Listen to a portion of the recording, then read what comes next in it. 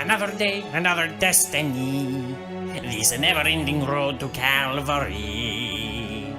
These men who seem to know my crime will surely come a second time one day more. I did not live until today. Well, thanks for interrupting.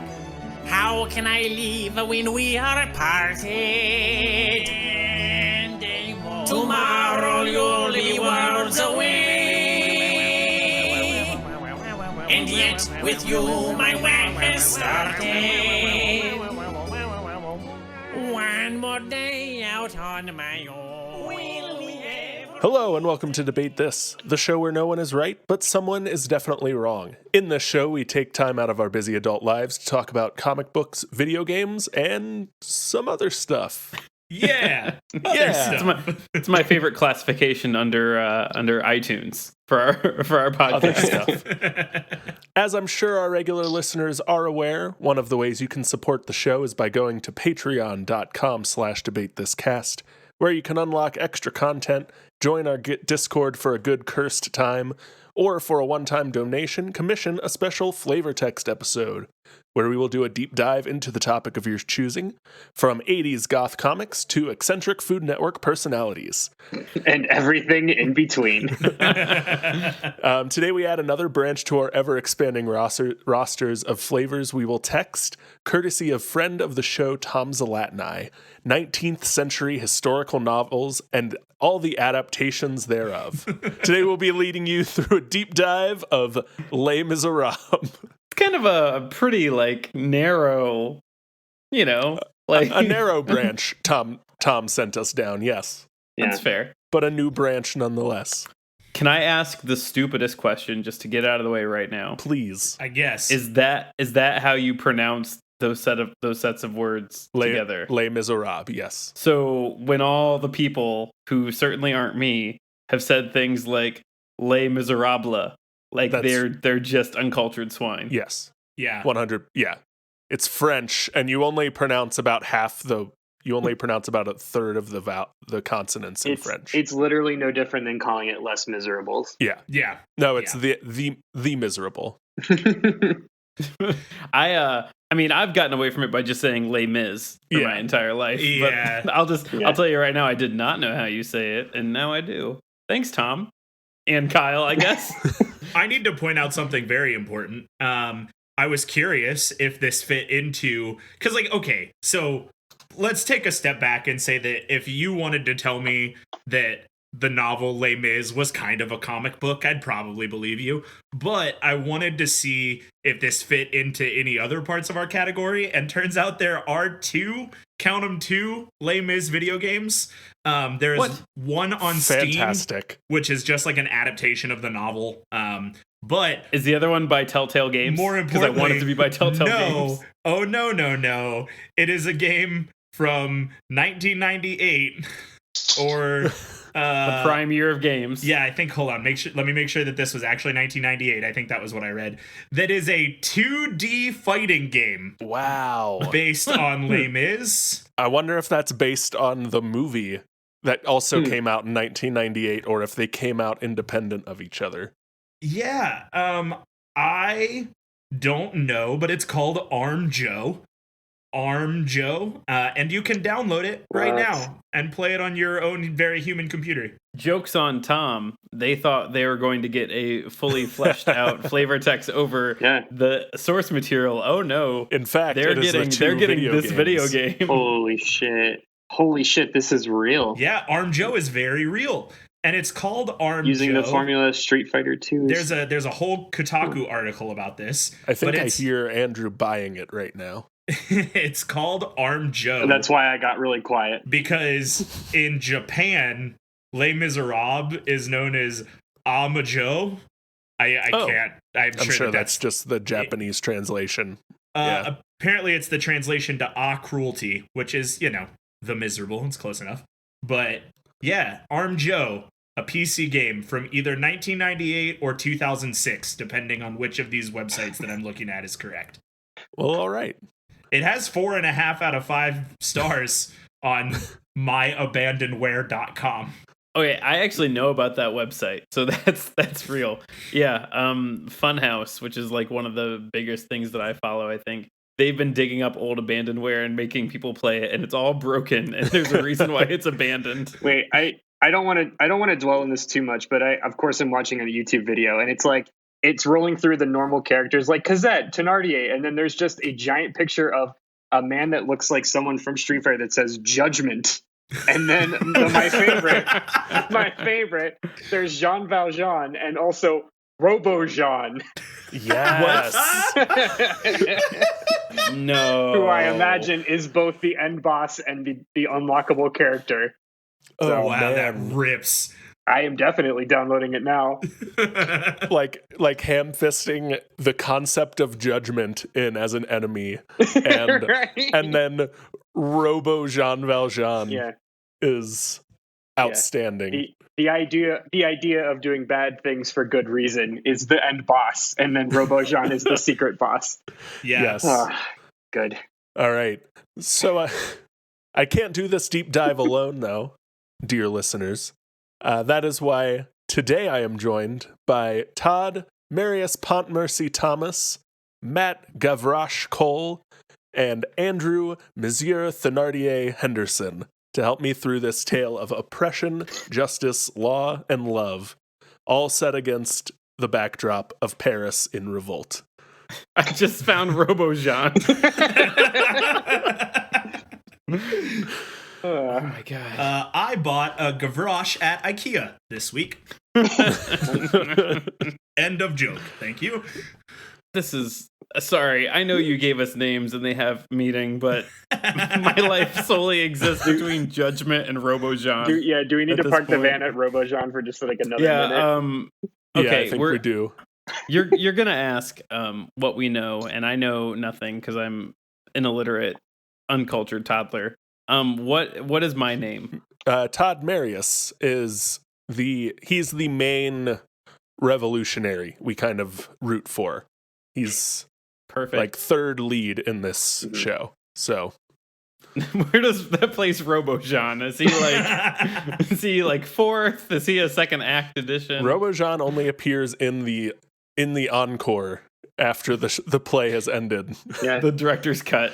They had to cut Robo Jean for time. Yeah, he's in the Leonardo DiCaprio version from the 90s. Oh man, that's so funny. It's stupid that that's real.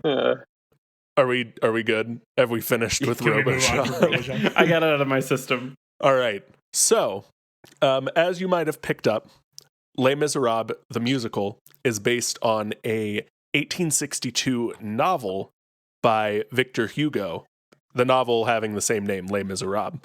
And it follows the struggles of a number of characters in Paris from the years 1815 to 1832, as the city and its inhabitants live through the lead up to and start of the French Revolution. The main story follows ex-con Jean Valjean as he tries to rebuild his life after his release from prison. But in a very George R.R. Martinian fashion, every character we meet has a rich, well-crafted backstory with dilemmas and struggles of their own. That's a really good way to sum up Les Mis, is like, okay, so here's your main guy. Everybody you meet in the next 2 hours is also going to have a lot of things. Yeah. Try and keep up. But it's all about this main guy. It's all in service of Jean Valjean's story. So, hoping to expose the nature of injustice and the nature of injustice and exploitation, Les Mis is Hugo's longest novel at over 650,000 words in the original French. Woof, dude. Yeah. Wow. He got the idea for the main story of Jean Valjean from an instance where he witnessed a man being taken to jail by the police for stealing a loaf of bread, while the man's wife and child watched this happen. See, even 250 years ago, or 200-ish years ago, cops were still bastards. Well, A theme of the book and the musical, like undeniably a theme in this work. Victor Hugo, Antifa confirmed. Hugo imagined the already suffering family suffering further in the name of this concept of justice. He sums up the point tries to drive home in the preface of the novel, which I will quote Victor Hugo here. So long as there shall exist, by reason of law and custom, a social condemnation which, in the face of civilization, artificially creates hells on earth and complicates a destiny that is divine with human fatality, so long as the three problems of the age, the degradation of man by poverty, the ruin of women by starvation, and the dwarfing of childhood by physical and spiritual night are not solved, so long as in certain regions social asphyxia shall be possible. In other words, and from a yet more extended point of view, so long as ignorance and misery remain on earth, books like this cannot be useless. Basically saying, as long as these injustices prevail, this work will always be meaningful, and the fact that it's so meaningful today, 300 years later, should tell us something. 150, however long. Still, it doesn't matter. It's those Time. injustices. I mean, it's time. It feels timeless. I mean, those are injustices that feels like we will probably have for a lot longer. It's very timeless, which when we get into the plot, I've kind of modernized some of the language a little bit to try and help drive that home, because wow, is this musical and book still very relevant here on the back end of 2020.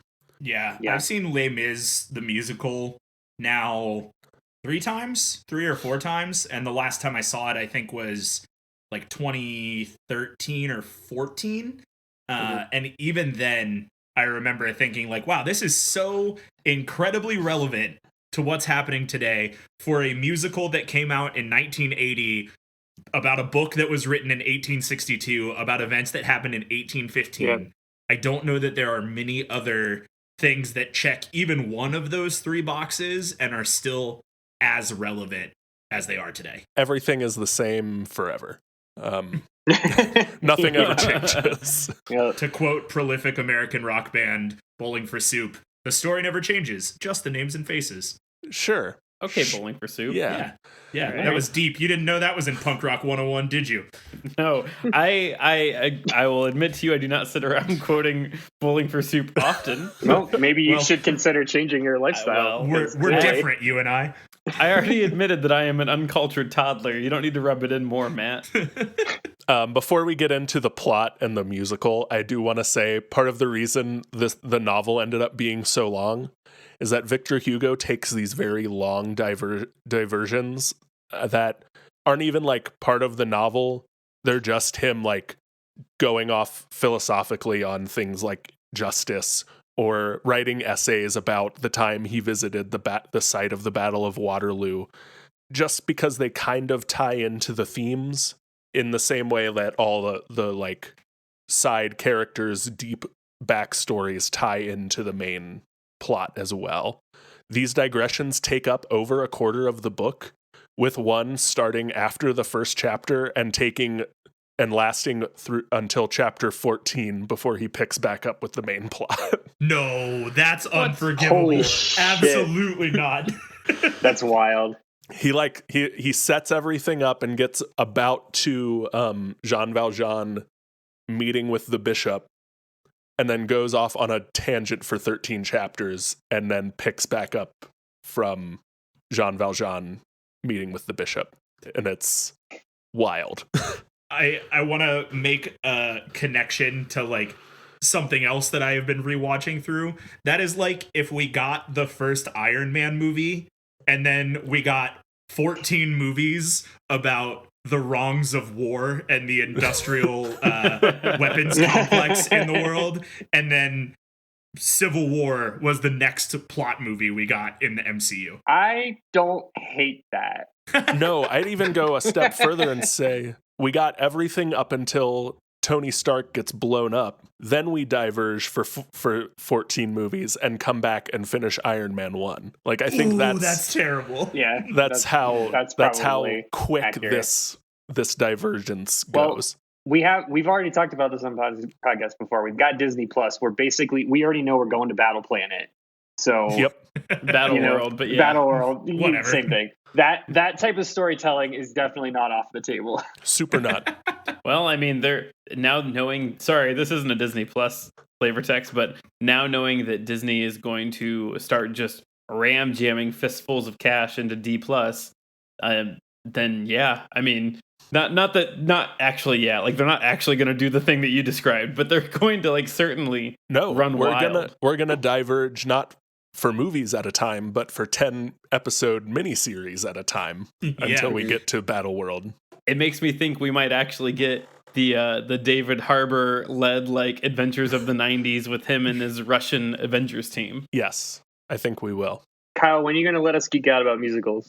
We're there now, Andrew. As soon as Todd shuts up about Disney Plus. Cool. Yeah. Excuse me. As soon as Todd shuts up about David Harbour, which is never. Hey, do we need to give a spoiler warning for a 40-year-old musical? Is that a thing we need to do? I think you just did. Okay, cool. Spoilers for a 150-year-old novel as well. Yeah. Yeah. As Andrew is getting at, we're all much more familiar with the musical by the same name, Les Misérables, than we are with the French 19th century novel. So that's what we will be talking about today, is the musical. Les Misérables was written by Claude Michel Schoenberg and Alain Boublil, and premiered in Paris in the original French in 1980. It was then translated and opened on London's West End in 1985, where it has been running since, making it the longest running musical in the West End and the second longest running musical in the world. And I did look it up because I was wondering. It is considered still running, even though the production is currently on hiatus until July 4th, 2021, due to COVID. So, what's the first longest running then? Yeah, that's going to be the next the question. first longest running musical was the original off-Broadway run of The Fantastics in 1961. And I don't know how long not what I would have guessed. I don't know how long that ran, but it is ended. So Yeah. Les Mis is poised to take that spot. And Very cool. as long as it doesn't get canceled. Are you ready? Let's do it. Yeah. Plot time? I'm excited. Let's talk about Les Mis. All right. Yeah. The plot of the musical and the book are not the same. The musical does accurately capture the themes of the book, weaves in ideas of law and order versus justice, exploitation of the vulnerable by higher classes, and actions of oppressed peoples as they are faced with worsening conditions and prospects. Not much else to say about that. The musical cuts out, a lot of the fluff and rants and diatribes that Victor Hugo goes on to make it a nice, tidy hour and a half long, or 2.5 hour long meeting. Can you imagine like 10 more scenes talking about like the minutia of the political climate in 1815? Oh. Yeah.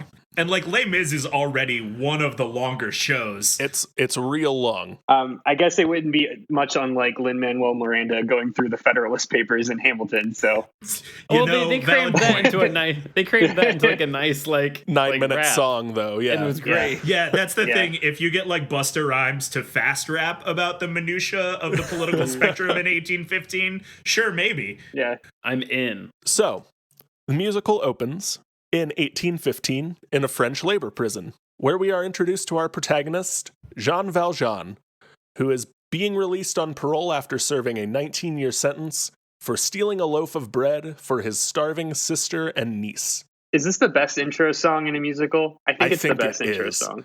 This is all in prologue work song. I'll be throwing out some song titles as we go along too. This opening scene rips. It's so good. Yeah. We make the joke so often that I just heard Matt saying it in my mind of a record scratch, and then you're probably wondering how I got here.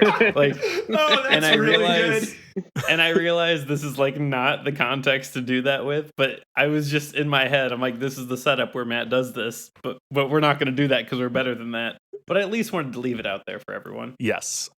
So during the song, we also meet our antagonist, the prison guard, Javert, he doesn't have any other name besides Javert. He explains the condition of Jean Valjean's parole, which includes displaying his parole ticket. Like, it has to be pinned to his chest whenever he goes out in public, so everyone knows that he's a dangerous criminal. This obviously makes it very difficult for Jean Valjean to find a place to live and work, because no one wants to hire or rent a place to a criminal. He squallers around until he is eventually taken in by a bishop, who gives him a place to stay and shows him some mercy. The bitter and desperate Valjean steals all the church's silver and takes off in the middle of the night when he is immediately caught again by the police, who bring him back to the bishop to be questioned. The bishop, showing even more mercy, tells the police that he gave Valjean all the silver as a gift, and even drives the point home by giving him more silver. Is like, hey, you forgot these silver candlesticks too. And dude's a bro. Super bro move. And he gets the police out of there, and then he tells Valjean that he, quote, bought his soul for God and not to waste this second opportunity on life he has been given. And Jean Valjean swears to do so. He sings "Who Am I?" and then we jump ahead 8 years to 1823. Can we? I want to dive in on a couple concepts, but first, I want to talk about Javert a little bit. Yes. So as the Super Cop Javert. So almost RoboCop Javert. So to no one's surprise who listens to the show, Javert's my favorite character. Oh, there you go. Yep, that tracks. Big Russell Crowe fan, are you? Well, we'll talk about Russell Crowe. No, the answer to that is no. Okay, so my history with Les Mis is specifically through high school. Of the four of us who are big theater geeks, my theater geekdom was definitely peaked in high school. And so my senior year, we were told that we were going to do Les Mis, and everyone lost their fucking mind. And again, this was just to set the scene. This was 2005. Wicked was super popular. Rent was all over the place. Rent had just come out on DVD. Musicals were in, man. And I had never seen Les Mis before. So everyone, all the kids that knew what they were talking about, because I was still kind of on the I don't know. But I just I went whole ham, and I watched the Liam Neeson version. I got the original cast recording and just played it on loop day after day after day. And what happened was you're in a high school theater program, yeah. Exactly, because it was just I ate, slept, and breathed Les Mis day after day. And basically, I won't bore you with the details, but we had all the kids that knew they were going to be in the musical, we had basically gone and cast the entire musical ourselves, right? The guy that always got the lead was going to be Jean Valjean, and we were all okay with that. And then we all kind of went down the line, and it was decided between all the kids that I would be Javert, and that's the part I wanted. And because I loved being the villain in musicals. I still think being the villain in a musical is the most fun part of it. Anyway, so that was we all picked our character and then auditioned, of course, with that song. So I auditioned with Stars, which is Javert's big solo. And it actually turned out we didn't end up doing Les Mis because right at the end, the day before they were going to post the casting, they told us we don't have enough boys in the musical to do this show. That tracks, yeah. That super sucks. And we were just devastated. And then I remember a bunch of us were just walking down the halls, just pulling people from classrooms, you have to audition, and it just wasn't enough. So we ended up not doing it, and we did a heel turn and did Jekyll and Hyde, which is a much different musical, which is a much lesser musical than Les Mis. It's not a bad musical, it's just not as good as Les Mis, obviously. Yeah. We did Jekyll and Hyde at the dinner theater right before COVID closed, and it's very similar in that they came out in London within a year of each other, I think, but that's where the similarities end. It is a poor man's Les Mis, if you will, and it's got the same vibe and everything, but it's just it's the Transmorphers. It's got big straight to DVD energy. Who were you in that, Andrew? I was the villain. I forget his name. The leader of the council. Basically, he was basically Gaston. Yep. Yeah. I know who you're talking about. Yeah, but it was a much lesser part than Javert. So yeah, Les Mis and Javert. Javert was the role that I never had, that I fell in love with. The one that got away. The one that got away, baby. Go ahead, Todd. My only thing to add is I was looking through the list of actors who have played Javert. John Malkovich in the 2000s miniseries, which is funny because like in my adult life, I am not used to John Malkovich playing any serious role. I just feel like he doesn't really do that now. Yeah. And so I can't think of like a serious John Malkovich. But it is funny to think about it. Oh yeah. That's wild. Him fighting Hugh Jackman. So yeah, and we don't need to get into too much. I know we're going to talk about the movie later. I am in the camp of anti Russell Crowe as Javert. Yeah. Man, I'm pro Russell Crowe as Javert. I liked Russell Crowe as Javert. We'll fight about it later. We'll get into that later. Yeah. All right. So we jump ahead 8 years to 1823, and we find Jean Valjean having assumed a new identity, using the silver he got from the bishop to buy a textile factory and secure himself as a position as mayor of a small French town. And it kind of sets up that he's been using his position as best he can to offer a fair, safe place to work. And then he's kind of been acting as mayor to influence the practices of the town to be more just and fair as well. Jean Valjean is consistently a bro through this whole movie. We are introduced to Fantine, a single mother working in Valjean's factory. And we kind of go off onto her little story for a little bit. The factory foreman makes advances on Fantine, which she rejects. And the foreman kind of takes it out on the other women on the factory floor, turning all of Fantine's coworkers kind of against her. This resentment finally reaches a boiling point when her single motherhood is exposed. And this being 19th century France, Fantine is shamed by all the other women on the floor, starting a fight which the foreman uses as an excuse to get Fantine fired. Fantine sings I Dreamed a Dream and kind of falls down the slippery slope into prostitution. She fights back against a violent customer one night who reports her to the police, who ends up being the now Inspector Javert, who goes to arrest her when she's recognized by a passing Valjean, who recognizes her as a former employee of his, and kind of keeps her from being arrested and takes her and blames himself for her current situation, and takes her to the hospital. So, real quick, when I watched, so I've not read, I didn't see the play. We didn't do the play in my high school. We were too busy doing stupid things. And we weren't brave enough to do this. And at this point, watching the movie, I was like, I love Anne Hathaway. I can't wait to see Anne Hathaway throughout this movie playing this very important role. Todd. Like, I love Anne Hathaway. You sweet summer child. Yeah. Which, I mean, you're going to keep going. But, like, I just wanted you all to live in this moment with me that I was like, Anne Hathaway's in this rich, fully exposed role. Like, she's going to just sell this whole thing. I am pumped. Kyle, continue. So we kind of go to like the next day, a little bit later, an undisclosed amount of musical time.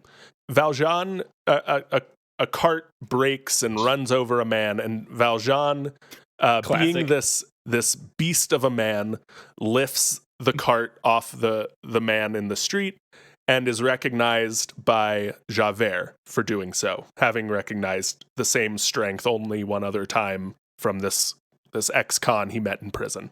Yeah, Javert was walking down the street and he was like, holy shit, Wolverine just pulled the card off that guy.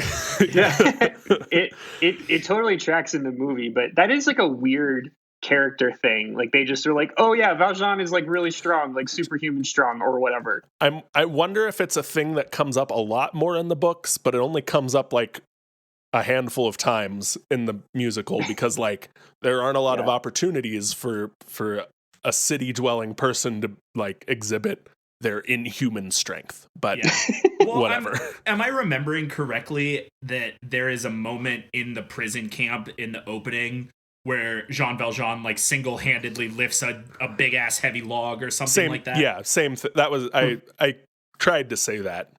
Yeah. Javert recognized, that Valjean did something similar while he was in prison, and that's how he connects these dots. I like to think that he just recognizes the muscle definition. He's like, I've seen those triceps before. Yeah. Well, it's funny because we're going to keep coming back to the movie because that's everyone's kind of that's our through point. Cultural touch point. Yeah. Yeah, but like until that point, I mean, the people that played Valjean were never like super buff dudes. No. But you have to imagine like this is somebody who spent years in a labor camp, in a prison labor camp. 20 years. Yeah. 20 years like, breaking rocks, basbasically. Yeah. Like, dude is jacked. So, like, imagine this, like, this foreman who's walking down and, like, his shoulders, just like a he's a brick shit house. He comes down, he's got his little tight vest and he's like, what up? Like, this is what we're talking about. He's the John Fetterman of 19th century France, if you will. Basically, yeah. So Javert recognizes Valjean, but like almost immediately, some other guy is arrested as Jean Valjean. Like there's a case of mistaken identity somehow, and this other guy gets arrested as Jean Valjean. The real Valjean kind of realizes this could free him once and for all. Like this guy goes to jail, they won't be looking for him anymore. He can stay living here and helping these people. But it would be at the cost of this innocent man serving a life sentence for him. So he sings "Who Am I?" and reveals him again, like barges into the court and reveals himself like, "Don't arrest this man. I'm Jean Valjean," and then runs away. He visits Fantine one more time in the hospital, promises to take care of Cosette, and then Fantine dies. This is where my movie was ruined. This is where Todd's heart was broken because he got no more Anne Hathaway for the next 2 hours. And it's not a good trade. Her for, what's her name, Amanda Seyfried or whatever? Yeah. Seyfried, not a good trade, but that's not what this episode's about. It's a downgrade for Todd. So Javert shows up to the hospital to arrest Valjean.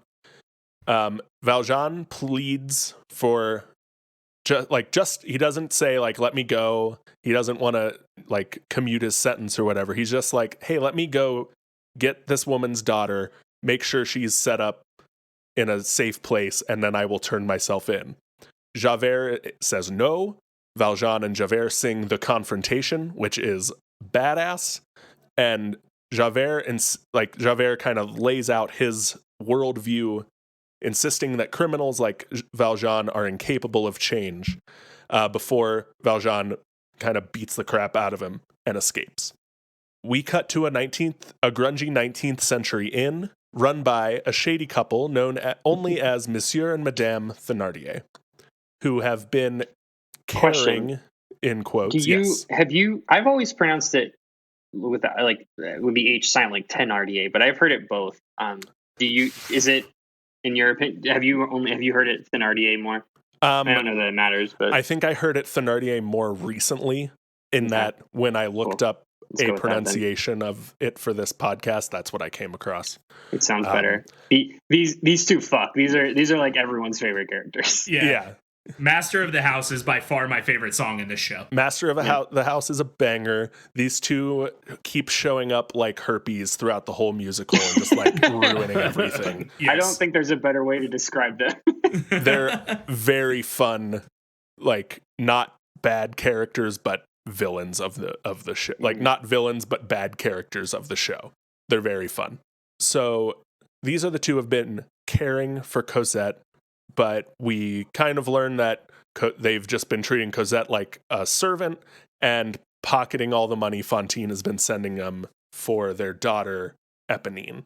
Cosette sings Castle on a Cloud. Everyone gets real sad. The Thénardiers sing Master of the House, which slaps. And that kind of sets up and reveals how lying, cheating, manipulative people these two are. Valjean arrives to collect Cosette. The Thénardiers take one last free ride from this child and get a large chunk of money out of Valjean for her. And Valjean and Cosette leave Paris and go back to leave this small town for Paris so that Valjean can keep eluding the police. Question for the group. Was anyone else's first introduction to Master of the House that episode of Seinfeld? Or is that just me? Is that just a narrow cast? I didn't see the episode until after I saw the musical. Got it. I have not seen that episode of Seinfeld. Allow me to explain. There is a first season episode of Seinfeld where they meet Elaine's dad, who's like this like super macho, but also like very hyper educated writer. He's like a mystery writer or something. I don't know. But he's like very old timey type. Yeah, he's like a Hemingway type. Thank you. Sounds like a Tom Clancy kind of guy. Yeah. He's got Tom Clancy energy. And for some reason, like the running joke is George just saw Les Mis and he's got Master of the House stuck in his head. So the whole episode, they're like his whole bit is just he's like Master of the House, no, and he just like keeps singing those first two lines. But that was like my first. So like when I heard Master of the House for the first time, like I was like, oh my god, that's the reference. It all makes sense now. Yeah. Anyway, I'm sure that'll be for somebody out there. Hopefully. Oh yeah, absolutely. All right, so we take our second jump forward, another 9 years, and we are in 1832. We meet two students and revolutionaries, Marius and, I'm going to mess up this pronunciation, Enjolras? Enjolras? Enjolras. Andrew, you want to help me? Enjolras. Enjolras. Enjolras. That's way better. Yeah. You know what's unfortunate is that because Tom commissioned this, Tom knows French. Yeah. Tom is probably going to light us up. Yeah. Spinning in his chair listening to this. Todd, this is where your name comes from. This is what they get for giving us money and for... Yep. Marius is our revolutionary hero. He is your typical like student activist. But back in the 1800s. So we also see the Thénardiers have relocated to Paris. They kind of run a street gang now because of course, because why not? They brought Eponine with them. Eponine is kind of part of this street gang, but also like wants to be a student revolutionary, but like isn't a student because she's poor, and has very like obvious goo eyes for Marius, who has no idea she is madly in love with him, even though it's very obvious. We meet Gavroche, the street urchin, who is the eyes and ears of the slum. This all is kind of established in a reprise of the opening song. It's the setting for the rest of our show now. So the Thénardiers scope out their next marks, who turn out to be Valjean and Cosette. As the two work their con on Valjean, Cosette kind of wanders into Marius, and in a very musical fashion, the two immediately fall in love. Typical. Yes. Yeah. Like this is the most musical relationship ever, because they are just head over heels for each other. It's a romance for plot's sake. Yeah. The Thénardiers are interrupted by Javert, but who is everywhere. He was everywhere. Everyone is everywhere. Everywhere. 19th century France is one city block. Yeah. Yeah, there's 12 people that you see everywhere. Javert, look, Javert is an absolute nightmare, but he's a good cop. I'm just going to say it. No such thing as a good cop. Not morally good. He's a skilled cop. Yeah. He got promoted from prison guard to inspector in a small town to inspector in Paris, which is a pretty good jump. Yeah. Granted, that was over 17 years, but... I mean, considering he, like, no spoilers, I guess, considering he's basically leading the, like, resistance against, or not the resistance, but, like, the defense against the resistance. Like, he's had a pretty big career. Well, like every other 40-something-year-old white dude, he's failed upwards. So, yeah. So, Javert interrupts Valjean getting ripped off by the Thénardiers, but the Thénardiers recognize Valjean and reveal this to Javert. Like, hey, that guy you're after, he's in town. We just tried to rob him. Javert makes an oath to God to bring Valjean to justice through the song Stars. And then we go back to the Marius plot, where he recruits Eponine to find Cosette for him. because they had to leave before they could exchange their info, continuing this increasingly sad love triangle. We cut to ArmJoe riling up more students for the revolution. Marius comes in and gushes about how much he loves Cosette. The group teases him about it, tells him to focus on the revolution, and they all sing Red and Black. Second favorite song in that show. Yeah, Also banger. Another banger. The students decide to use the unrest in the city to further their cause, and they march through the streets singing "Do You Hear the People Sing?" That night, Eponine takes Marius to Cosette, and Cosette and Marius sing about how much they love each other. And then when they're done, Eponine sings about how horrible this situation is for her, about 10 feet away from him, looking in through the garden. Which is also a very musical thing to do. Now, Matt, I don't know if this was your experience growing up with the theater kids, but my experience was all the girls wanted to be either Fantine or Eponine. Those were like the two most in demand roles, because they were basically they're very similar in that they only really exist for like their big solo. Yes. Yeah. I definitely get that, but I think because I was in high school theater a little bit later than you, I didn't have the same two roles. Like it was a lot of Mimi from Rent when I was in high school. Yeah, that's fair. That's very similar. Mimi from Rent and Eponine from this one are very similar. Yeah. Everyone wanted to be Eponine. Yeah, that's a big song. I Dream to Dream is also a big song. Like those are like both like huge audition fodder. Yes. If you know what I mean. So Thénardier and the street gang show up at Valjean's house, where Cosette and Marius just sang, where Eponine just sang, and they plan to do a little B&E and rob Valjean. Just a little B&E. Just a little B&E.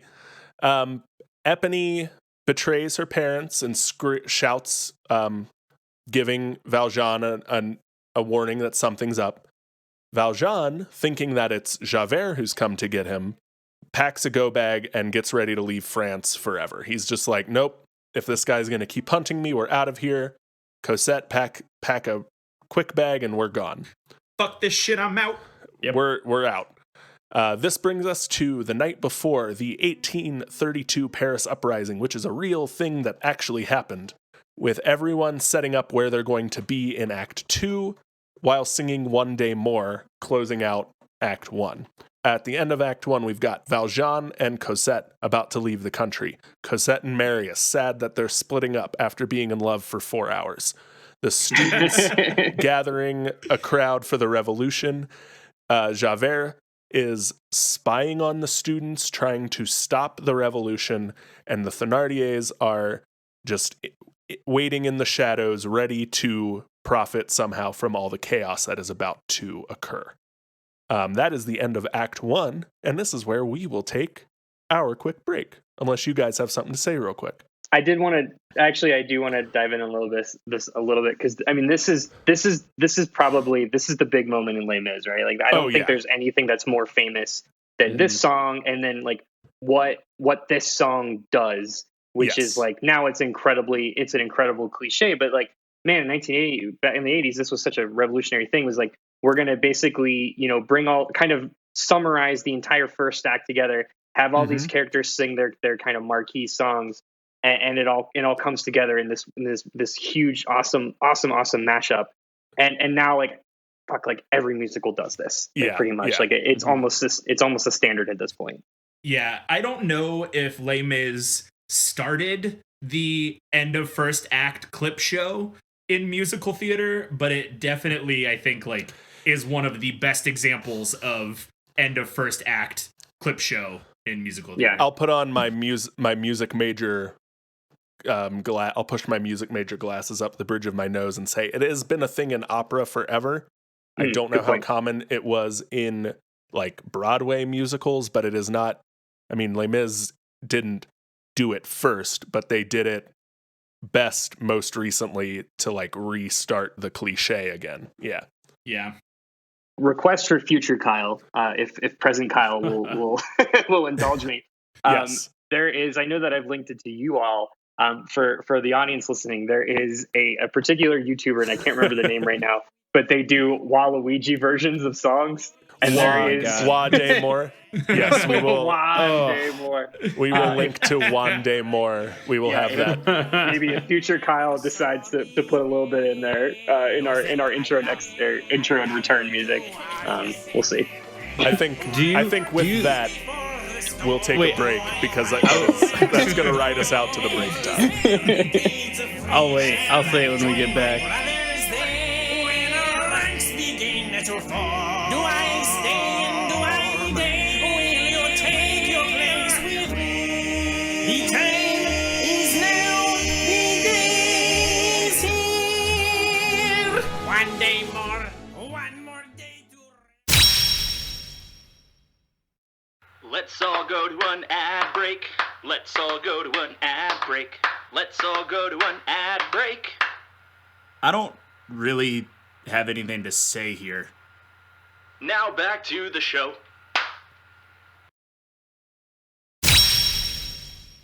One day more, one more day to revolution. We will nip it in the bud. I'll be ready for these schoolboys. They will wet themselves with blood. Watch them run amok, catch them as they fall. Never know your luck when there's a free-for-all. Here little dip, wham, there little touch, wham. Most of them are gunners, so they won't miss much. One day to a new beginning. Raise the flag of freedom. Every man will be a king. All right, we're back. Before Can I say what I was going to say now? Too, Todd, say what you were going to say. My question is, here in the Lord's year 2020, do you think that our podcast that talks about nerdy things like video games and today is talking about Les Mis, do you think we are the first podcast to actually air the audio for One Day More? What are the odds? What are the odds that we are the first podcast to air that from... Maybe in this context we are, but I feel like there are enough podcasts that dive through YouTube insanity that may have come across it before we have. The channel mentioned, for those of you listening, I said that I would give it when we came back. It's Bitfinity. The artist name is Matthew Taranto. So yeah, definitely check them out and check out that channel because they do other Waluigi, for example, Wa Capella : for the longest in parentheses Waluigi time. Oh boy, which is also equally because as good. Of course. But, you know. Have we already asked if WAP is a thing? Like Megan the Stallion, but Waluigi? I predicted it would have been a thing back when WAP was popular. I predicted it would have happened. Also, what level of Patreon do we need to activate to do a Waluigi podcast? Not like a flavor text, just a full podcast a Waluigi about Waluigi. podcast. A Waluigi deep lore podcast. Is that a plaidcast? Wow. Let us know if there's any interest in a Waluigi podcast hosted by Todd, and we'll get back to you. All right, I'm done with this bit. Okay, so I want to go on a different bit that I also wanted to bring up before we cut to break, but I was overtaken by Waluigi. As most are in life. Right? Yeah, as one does. I never realized until you, Kyle, wrote the plot synopsis of Les Mis out for us in shorthand that Les Mis has the most musical plot that has ever been musicaled. Like, it is such a to B to C formulaic check the boxes musical where, like, you have protagonist, you have antagonist for that protagonist, you have mildly related love triangle, and you have interwoven comedic relief. And that's the whole show. And I never put it together because Les Mis hides it so well that it is just, I mean, it's like, it's baby's first musical as far as plot depth goes. I mean, and part of it is that there was so much in the novel that, like, even when you cut out enough to make just a musical, you still have a very well written story. So, like, there is no fluff. There is not a wasted line, character, song, anything in this musical. It all drives to serve the final point. I said in the break there were moments I left out a plot point for in the sake of like moving this along a little quicker, and had to go back and add it back because it ties to like an important plot point later that doesn't make sense since I left it out earlier. Like it all is there. There's not a wasted line. It's superbly written musical. Yeah, going back to like what we said over the break, Andrew made the joke, but I'm going to steal it from him because I remembered it, that he said Les Mis is the Ocarina of Time of musicals. Like, it didn't create the formula, it just did it the best. Yep. You're right. Everyone listening to our podcast is nodding. Yeah. Yes. And I'm sure someone's really mad at that. Like, there is someone out there who is really angry about the things that I just said, and they can fight me behind the swing set. Yep. Are we ready for Act 2, guys? Yeah. Let's do it. All right. So, Act 2. We open on the students building a barricade in the middle of the street. To the song, Build the Barricade, Javert, undercover, offers to go undercover for the students. The students believe him to be on their side. He says, hey, I'll go spy on the army for you and let you know what they're doing and come back. So now he's got a convenient way in and out of camp. He's like fucking Hans Gruber in the third act of Die Hard when he's like trying to pretend to not have an accent, and and it's like accents on accents on accents.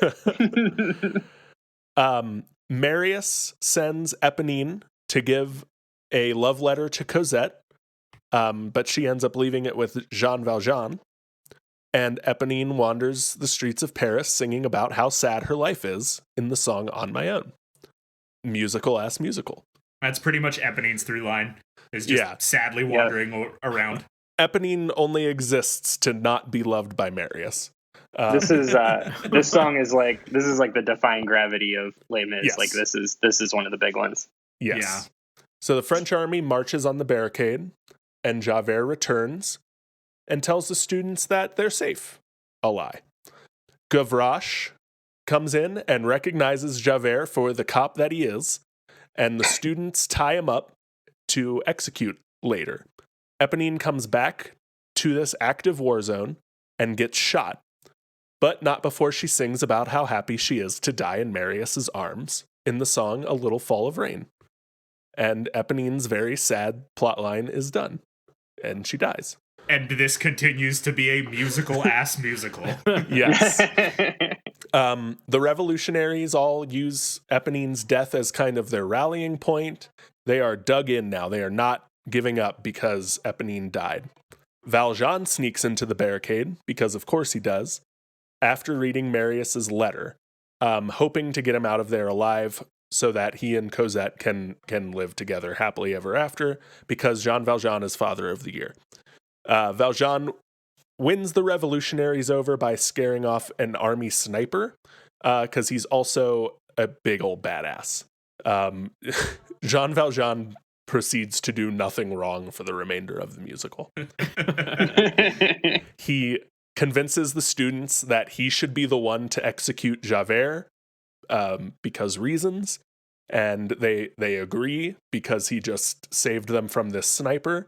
So they saw him throw a log again. Yeah. So he goes back alone and, decides Javert doesn't deserve to die like this and sets him free. Javert leaves, but not before swearing that he will bring in Valjean, make sure he goes to jail. And Valjean is way cooler about it than he needs to be, and basically says like, yeah, man, you do you. I'll be waiting for you when you come back. Yeah. Things settle down for the night, and the students all think about what they're fighting for. Marius sings about Cosette, and Valjean sings about Marius in the songs Drink to Me and Bring Him Home. Marius sings about Cosette not 3 hours after another woman has died in his arms, singing about how happy she is to have that opportunity because she loves him. And that is cold and incredible. So cold. Like, like a little fall. He's not the brightest bulb in the box. A Little Fall of Rain is about how Eponine is so happy she's dying in his arms because that's the best she could hope for at this point because she knows he's in love with someone else. And then he doesn't sing about Eponine not 4 hours later. Yeah. It's a bummer, a huge bummer. Rigor mortis has not even set in, and he has moved the fuck on. Dawn comes. The situation looks hopeless for the students. They were hoping the people of Paris would rally behind them and help drive the army back. They did not. Gavroche gets shot trying to get ammo off of dead bodies, basically, and gives the students one last thing they are not going to give up for. It's like, all right, Eponine died, Gavroche died. We are doing this, live or die. The army gives one last warning for the students to disband before firing on the barricade. Everyone dies except Valjean and Marius. All the students are dead. Marius catches a few bullets and is pretty gravely injured. So Valjean carries Marius through the sewers to save him. He carries him until he passes out of exhaustion, and the Thénardiers show up again. They steal a ring off of Marius's finger. Valjean wakes up and scares them off, and then continues to drag Marius the rest of the way through the sewers, all the way to the exit, to be met by Javert waiting for him like an anime villain. That's so true. He actually, Valjean, it's hard to see you can't tell in the original recording, but Valjean leaps out of the sewer and does a 3-point landing right by the sewer grate in front of Javert. I was reading the synopsis and I knew it in the back of my head, but I saw it and when Valjean exits the sewers, Javert is waiting for him. I was like, wow, that is some anime video game bullshit. But it's exactly what happens. Valjean begs Javert to take Marius to the hospital, and Javert very reluctantly agrees. And it's only because Valjean plays the hey, I could have killed you earlier and didn't, you owe me one. And Javert agrees, takes Marius to the hospital, and then sings about how conflicted he is, because the cop in him needs to bring Valjean into custody for breaking his parole, but the human in him knows that Valjean being free has done more good than Javert has by putting people in prison. He's very conflicted, he sings about it, and he does the 19th century equivalent of does not compute self-destruct and throws himself off a bridge to his death. I am going to come out and say right now that this is my least favorite part of the show. And it's not because Javert jumps off a bridge. It's because the way that Javert's suicide, the song ends with him holding the note as he falls off. And never once have I seen that executed well. It's always bad. It always sounds bad. It always looks bad. I really hate it. I think it's supposed to be pretty jarring, though. I think that's the point. I remember really this particular scene was why I hated Russell. I did not enjoy Russell Crowe's interpretation of the role. Yeah. I remember, I don't remember specifics. It's been 8 years, but I remember it being very weird and very different from the older ones. The Liam Neeson one, because the Liam Neeson one, if I recall, we'll talk about it in a bit, that didn't have any music. It was just the story. It was just, and I remember that being a lot more palpable, basically. Yeah, because the stage show, there's a hold note on, I think I have nothing to go on, or there's nothing to go on, or something like that. I don't remember the exact lyric. And Javert just holds the note for on and leaps off the bridge and screams about it. And every time it just okay, maybe it's supposed to be jarring, and I'll definitely give you that. I don't like it. Oh, I get it. Yeah. I sang that song in church once. It was weird. That sounds weird. It was weird. The takeaway I got from this most recent watch through of it was Javert realizes that he can't be a cop and a good person, and kills himself. And 2020, and nothing else to say about that. So we go back to Marius. He recovers. He's wondering how he was the only one who survived this brutal massacre, and sings about all his friends dying for nothing in empty chairs at empty tables. Another banger. A sad Another banger, but a sad banger. Valjean tells Marius that basically everything about his past, he's an ex-con, he needs to run away, that Cosette will never have a happy life while Valjean's in the picture, basically, because of his past. And he tells Marius to take care of Cosette, wishes them the best, leaves his fortune to them, and leaves. Marius and Cosette get married. The Thénardiers crash the wedding and try to blackmail Marius and Cosette, alleging that they have evidence that Valjean is a murderer and was like ditching bodies in the sewer from when they found him in the sewer carrying Marius to freedom. They tell Marius they have proof of this and give him the ring they stole off his finger, not knowing it's him. Basically like, look, we took this finger off a dead body he left there. Look. And he's like, hey, this is my ring. The worst criminals. the worst criminals. Marius sorts through their lie and kind of realizes that Valjean is the reason he survived when all of his friends died, and leaves to bring Valjean back out of his self-imposed exile.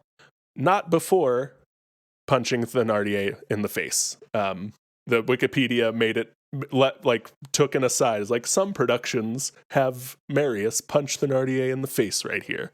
So I'm choosing to in my retelling as well. Marius and Cosette arrive at a convent where Valjean ended up, and find him on his deathbed. He's dying of a broken heart or nothing left to live for, or whatever other musical explanation you want. He's dying of whatever Bilbo Baggins died from, which is old man end of the story disease. Yeah. Exactly. The plot armor's gone, so you die. Yeah. Valjean sees a vision of Fantine, who tells him he's super going to heaven. Valjean tells Cosette everything about his past, her mom, what she did for him, what he did for her, and all that, and then dies. He is ushered into heaven by Eponine and Fantine, who sing the musical's thesis, at least, to him, which is, to love another person is to see the face of God. He is met by all the revolutionaries who died, and they all sing One Day More, One More Time, representing in heaven, everyone is free. The musical ends, curtain closes, everyone applauds, and we have Les Mis. Question. Is it safe to say then, Kyle, that the musical is trying to say that the France was 18th century or 19th century France was saved through the power of friendship? No, I think, stop it. I think you can draw that conclusion based on what we have talked about here today. Yes, I think you're right. If that didn't absolutely shit on all the hard work of the people of France, then I would entertain this joke a little bit longer. Oh, Todd is very mad. bad joke.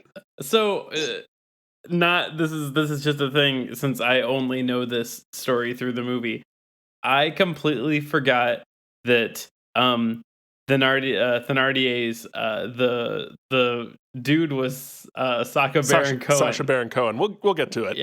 We'll get to that. We're going to talk about the movies next. What do you guys? What do we think as we wrap up the musical? Any lingering thoughts there? Yeah, I mean, just to reiterate that, like, this is the fucking most generic musical-ass musical there is, and to say that about Les Mis feels like a cardinal sin.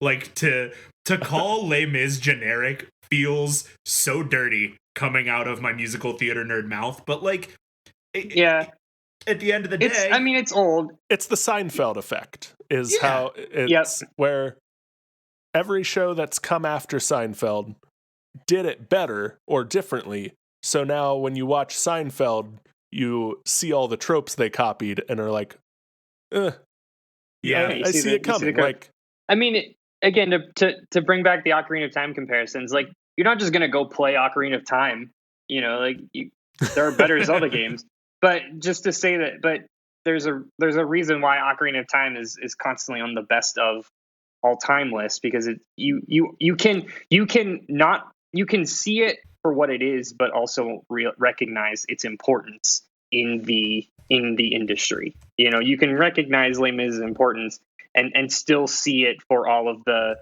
cliches that are now cliches, right? Yeah. That is, because at the time many of those cliches were not. That was very Yeah. It's just that so much stuff has taken direct inspiration from it.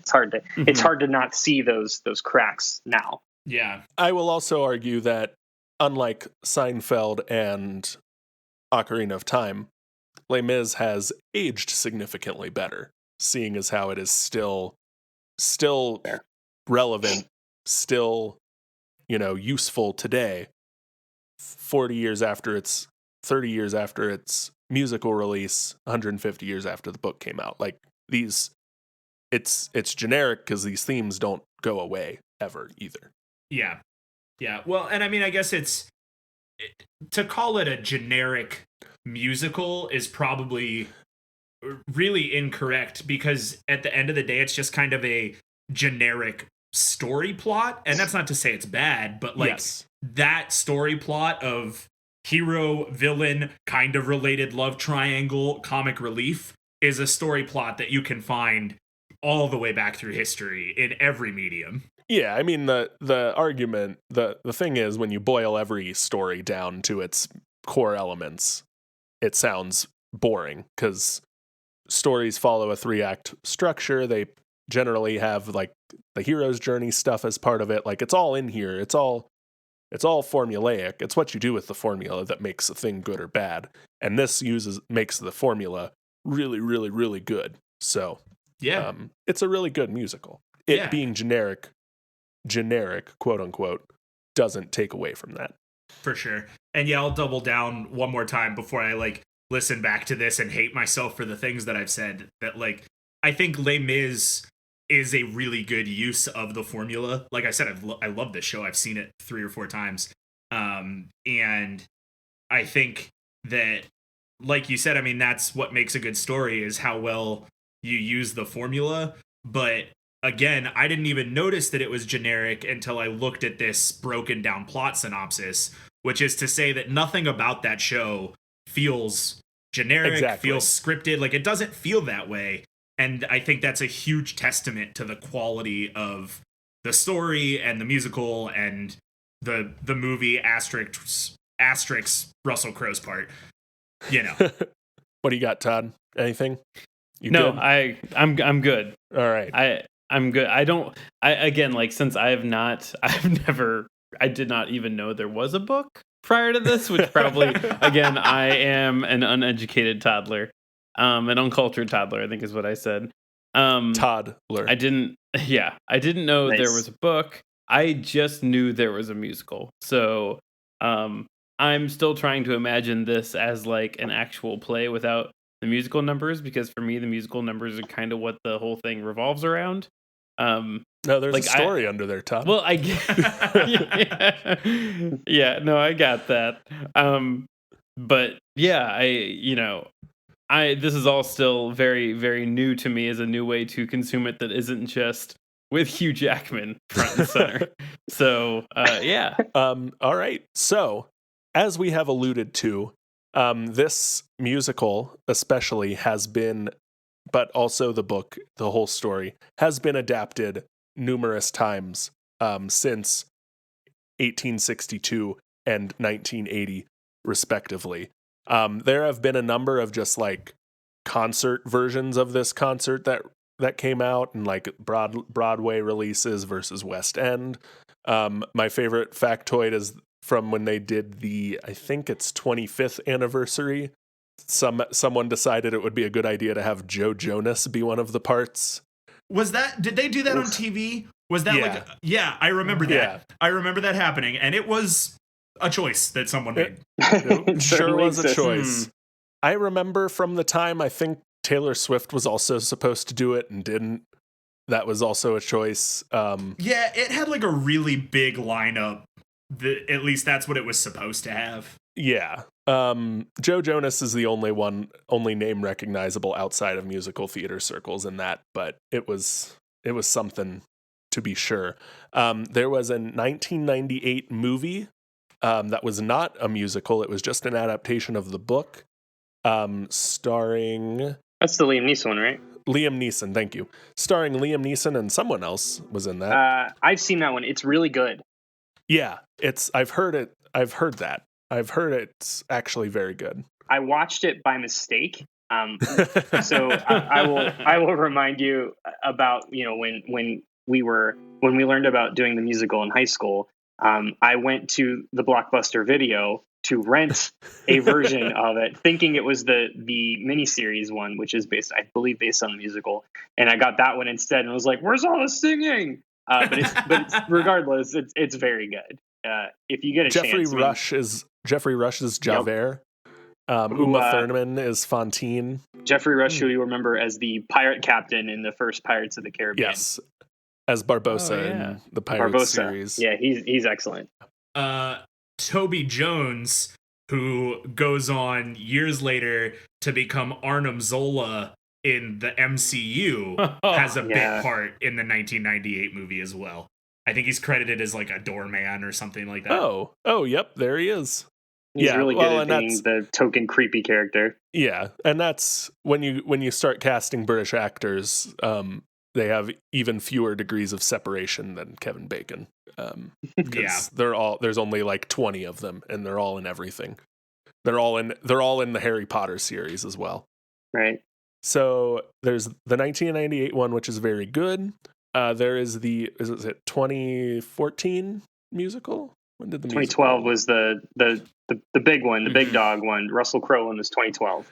2012 movie musical starring Hugh Jackman as Javert, Anne Hathaway as Fantine, Russell Crowe as Russell Crowe as Javert, Hugh Jackman as Jean Valjean, Eddie Redmayne as Marius, Amanda Seyfried as Cosette, Sacha Baron Cohen, and Helena Bonham Carter. Carter are the Thénardiers. Bringing that same Sweeney Todd energy. Bringing a lot of Sweeney Todd energy. This movie was very divisive, as you can tell from earlier conversations in the podcast. It was very critically acclaimed, with Anne Hathaway winning an Oscar for her portrayal as Fantine.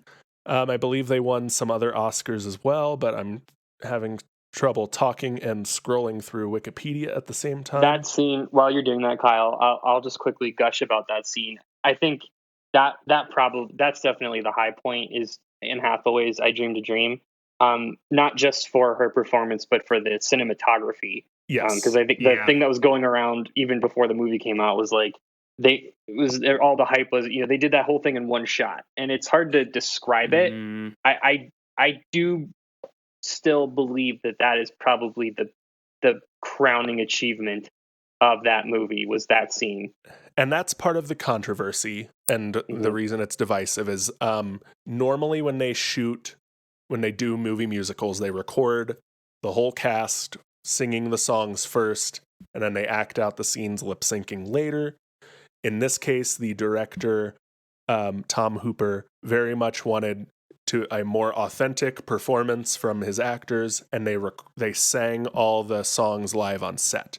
I think the Anne Hathaway performance is kind of the proof of concept that got him the rest of the movie made. I would imagine it's very well done, and I know there are still people that disagree with me on that performance, but it's our show. You can shove it. For what it was, that was a very good scene. There are other moments similar to that work. I think most of Hugh Jackman's stuff is pretty good, even though the part is way too high for him. Yeah. But you're right, the cinematography is very great. The other thing I hear a lot in musical theater and singing circles is they got Hugh Jackman like movie dehydrated so that he was all like ripped and veiny and like gaunt, and then had him sing like all his big songs, which is super horrible for your voice and just terrible and your health and everything, but like it looked good. Well, and Russell Crowe isn't a great singer, and Russell Crowe is not a great singer. Russell Crowe is not a great singer. Yeah. He was perfect for the Jeffrey Rush interpretation of that role, if you will, because he's a perfect cast, but just not, and for the same reasons why the Anne Hathaway scene is so good, the Russell Crowe stuff is not so good because it's very like it's very breathy. It's very like and all the stories that came out around the time were how Hugh Jackman has this nice, like, whatever the Australian equivalent of Broadway training is. Yeah. And Hugh Jackman is like, he did Australian theater and London theater first and has this background. And Russell Crowe is in a rock band. And that was kind of, they're like, he can sing too. And I don't want to like dump on Russell Crowe because I think he's a good actor, but man, it was not, I don't think it was a good decision. It was rough. It was tough. But there's a lot. I mean, I think the pros outweigh the cons. We mentioned Sacha Baron Cohen and Helena Bonham Carter. Just chef's kiss, like perfect cast for the true scenery the whole time they come in, and it's great. Yeah, that is those two are my high point of the movie. And like I love Hugh Jackman a lot. He's one of my favorite actors. And I agree that the Anne Hathaway I Dreamed a Dream is very, very good, but I think that Sacha Baron Cohen and Helena Bonham Carter are my high point of that movie, and I would say the same things about the cinematography for Master of the House, which was just like buck wild madness and very good. Yeah, I know, like, Hugh Jackman's performance was middling, depending on who you asked, because the part's too high for him, but he's not a bad performer. Amanda Seyfried and Eddie Redmayne can sing. They were all right. I don't ever want to see Amanda Seyfried in anything ever again. and this movie came out 8 years ago, and I still feel that way every time I see her in a movie, which is not... Dang. I don't think she's a good actress. Sorry, this is an Amanda Seyfried dunk fest now. Like, get out of here. I don't think she's bad. I think she is really good at being a boring character. And I think Cosette is a really boring role. Fair. I also think Valjean, like, this is kind of a hot take, I guess, but Valjean I think is kind of a boring role too.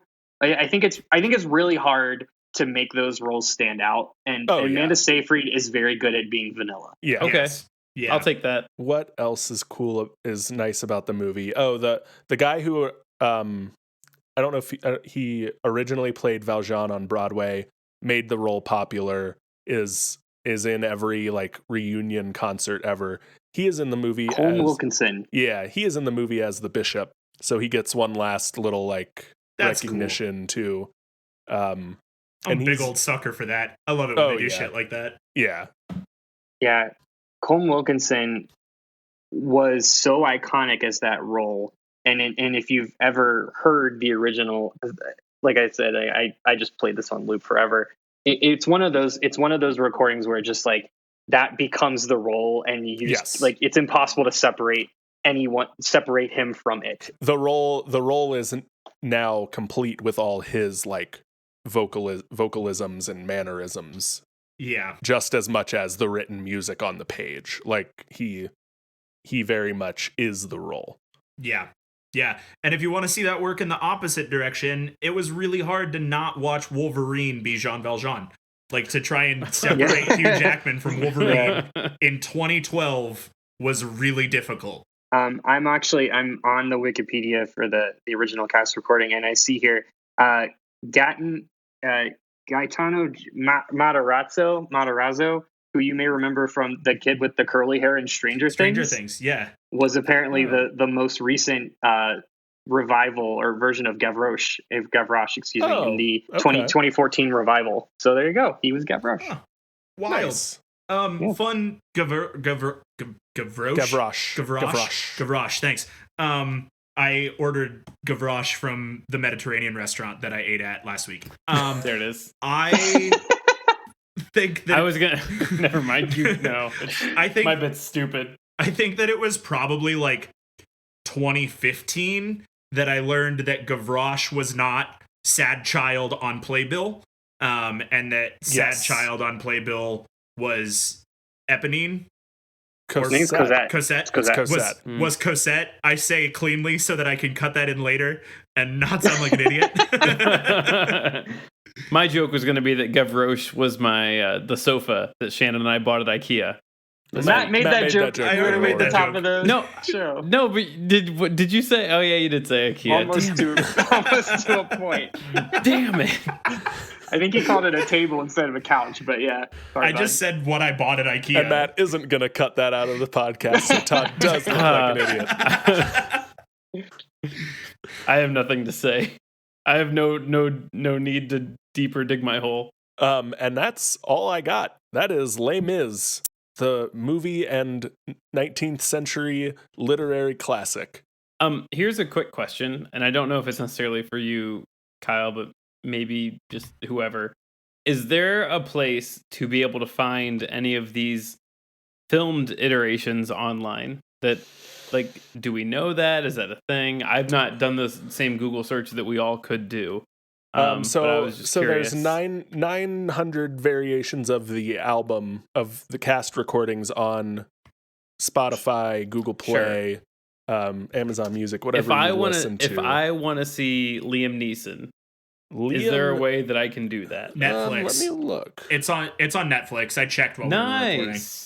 Okay, That's awesome. I was gonna say I know the new one is on Netflix. The 2012 one is on Netflix, but that's good. I'll probably watch the Liam Neeson one then too, because Liam Neeson kicks ass. Yeah, it's been a long time, but I do remember very much liking that version. I don't think that one is anywhere, but that one I didn't look at. Wait. Oh, you don't think that one is there? You were saying, are we talking about Liam Neeson or are we talking about Russell Crowe? Okay.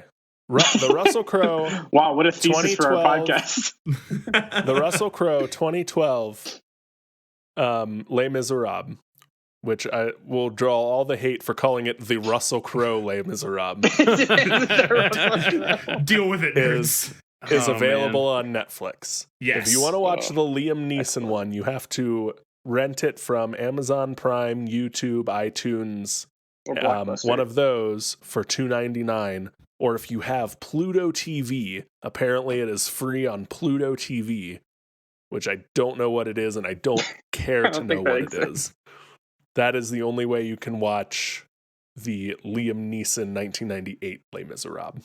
Do you guys remember that RoboJean is a thing? And you can find, what's the name of the game that RoboJean is from, Matt? ArmJoe. You can buy ArmJoe on Steam and fight RoboJean and the concept of justice. I don't think you even need to use Steam. I think you can just download it from Abandonware.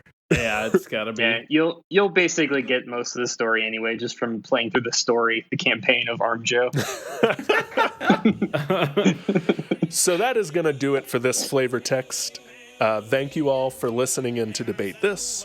Follow along the argument on Twitter, Facebook, and Instagram at DebateThisCast. If you want to commission your own flavor text, please go do so at patreon.com/DebateThisCast. Until next time, I am Kyle Harper. I'm Todd, one day more, but in a robotic RoboJean voice, Thomas.